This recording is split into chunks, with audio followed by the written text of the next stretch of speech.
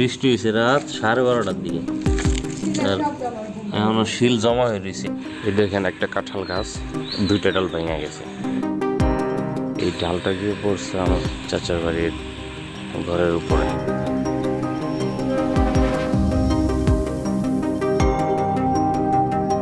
আমরা গাছে সব পাতা আছে বাড়ি, এগুলাতে একটা ধানও নাই। দেখেন সব জোড়া পড়ে গেছে।